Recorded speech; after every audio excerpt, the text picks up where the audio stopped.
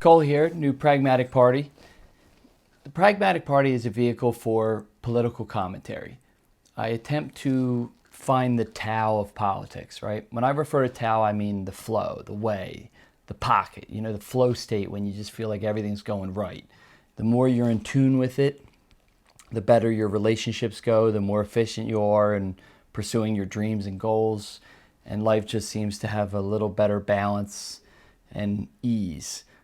When you're out of it, it's conflict and discord and emotionalism and all these other things. So I try to approach politics from a place of Tao. Like, what's the truth? Not what's the partisan stories, not what the political narratives are. What's the truth of the situation, and how do we better navigate politics in a more harmonious fashion, right? That's the goal. Now, I'm a human being, so naturally I make mistakes. My own bias comes in, but I try to do my best to find that, and I call that the Pragmatic Party, right? It's pragmatism, it's logic, it's not ideology. And on today's episode, I'd like to talk about COVID. It's become politicized. I can't believe it. I thought it would have been like Independence Day, where a foreign alien comes in and humanity finally binds together as one to defeat a common enemy. I would think that a virus is inherently bad, is inherently the bad guy. You would think you'd want to stop that. I'm not cool with just a little virus. I'm fine with some virus. It's a virus. They're bad. You don't want it. You do not want it. It's the only thing I'm speciesist against, right? I'm not racist against any type of human, but a virus, single-celled organism, it's one I don't fuck with. Personally, my own experience with it, I nearly died from it. In March of 2020, I got it for the first time. It caused seizures. I never had a seizure in my life, and I was Michael J. Foxing for 2 months, legs flapping, severe bedridden pneumonia, was hospitalized with a blood clot. It was ugly. It was terrible. It was not pleasant. It was nothing like a flu or cold. You don't want it. The long haul effects of it felt like dementia for a couple months, impacted my speech. It was really strange, terrible experience, and it has these lingering effects that give you fatigue and stuff. You don't want it. And then I got it a second time in December of 2020, 6 months later. So I can only surmise from that the antibodies don't last very long. So from those decisions and places of experience, I decided to get the vaccine. And I'm glad I did. I didn't have any side effects. It even calmed the long haul effects. And I highly recommend anybody to get it. At the same time, I don't believe in mandatory vaccines. I don't believe in people being forced to make a decision. If it's a good idea, it'll rise to the top. More people will do it.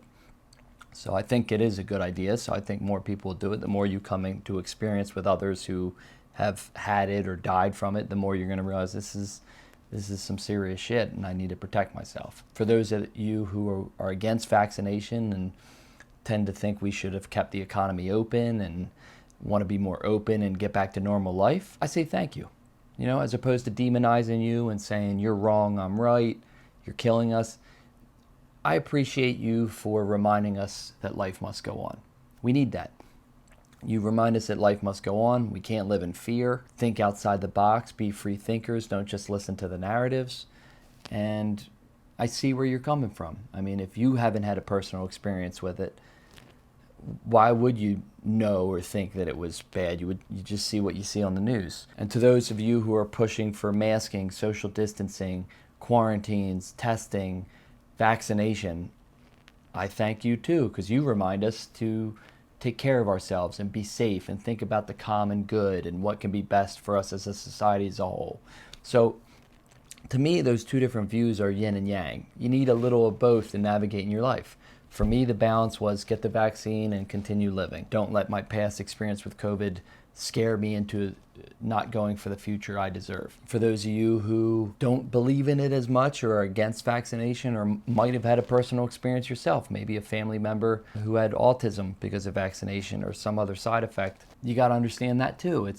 To me, politics can become very personal. It's what happens in your life influences how you view about politics. But the goal of the Pragmatic Party is to clear all that out and find the truth of the matter, the essence of it, right? So I really think we should stop demonizing each other and listen to each other and take a little bit from both and see how can we navigate this thing going forward.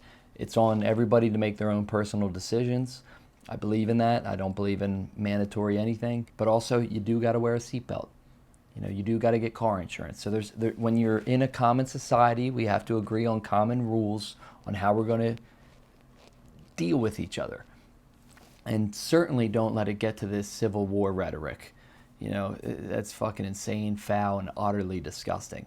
It's just to casually mention on Facebook the idea of killing your brother or sister and comrade in your country over ideological divide.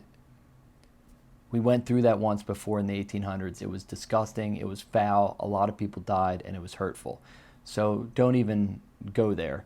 I think the second that you go to the idea of violence, it means your idea isn't good. If your idea is good, you don't feel violent about it. You know the idea will rise to the top if it's the right idea. So you becoming violent is actually proof that your idea is incorrect. But what do I know? I don't know shit. I'm a doofus here trying to give my heart and soul to an idea that I believe in. And I hope all you join the Pragmatic Party. Look, if the Democrats aren't good for you, the Republicans aren't good for you, here's a new one. Let's be independent. Let's use logic over ideology. Let's use pragmatism. Come to honest, logical solutions that take a little from both and mold them together into a compromise and move forward. I still believe in that. Call me old school. I think it's the way to do it. But I love you all. God bless you. I don't know shit. Right now 76. Thinking. I don't know shit. Yeah, I don't know shit.